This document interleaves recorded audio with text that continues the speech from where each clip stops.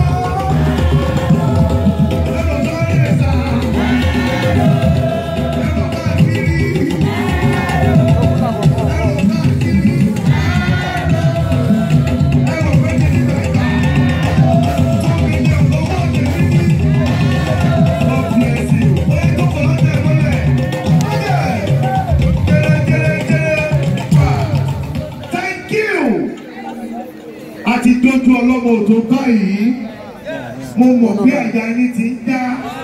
Ìwọ báyẹ̀ ò bá dá lọ́wọ́ sókè. Ẹ̀rù ọba yìí, onílù 12, olórin 20, wọ́n jẹ́ mélòó? Wọ́n jẹ́ 32. Àwọn nínú wọn lẹ́nìí, àwọn tó ń wọlé wọ́n wà bí. Àwọn tá a ti tó máa dé Ìbàdàn náà, a ṣe kí ni àwà bí? Àwọn rèé o, àwọn olóríire rèé tí wọ́n fẹ́ dìde ní àṣálẹ́ yìí. Àmọ́ wọ́n ti wà bí láti bí oṣù bíi 3 tí wọ́n ti ń lọ, tí wọ́n ti ń bọ̀ lọ́tùn lósì. Kó tó di pé mo lọ sí ètò tí ó kàn bí mo ṣe wà láàrin wọn yìí, ẹ jẹ́ kí a rí ìrìn tí wọ́n ti rìn.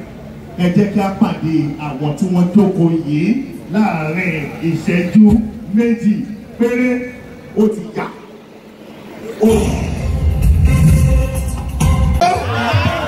Kò ní dáa fún kò ní dáa fẹ́ni tí ò ní dáa fún. Kò ní bàjẹ́ fẹ́mi. Kò ní bàjẹ́ fẹ́mi. Kò ní bàjẹ́ fẹ́mi. Ní Sùúrùlérè. Ayé mi á lérè. Mo ní Sùúrùlérè ayé mi á lérè. Ní Ẹgbẹ́dá ayé mi á gbẹgbẹgbẹ. Ní Ìyànà Ìpájà òṣì á yà fún mi. Ní Ọ̀tún màá bẹ́yẹ tuntun.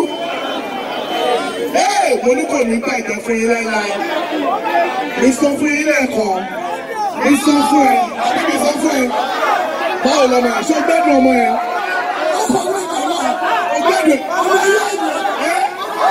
Ó yẹ sọ pé àríyá rẹpẹtẹ. Sọ pé gómìnà. Ó ti wà ní ìdùnnú ti já sí i. Mo sọ fún yín, ètò náà lọ nìyẹn. Àríyá rẹpẹtẹ 2018 semi-final láwàáyí. Mo ń bọ̀ lọ́dọ̀ yìí tèmi o. Mi ń bọ̀, mo mọ̀ pẹ́rù ti bọ ẹlòmíì. Àyà ẹlòmíì ń dá lọ́wọ́. Àbí báwo? Yes. Thank you so much for watching our videos. And importantly, you need to subscribe because we drop videos almost every day. And how to subscribe? There's exactly everything. Gua TV. Click on it. You see a subscribe button. Click on the subscribe button. That's so. And if you have a big show coming up, any event, you can call us.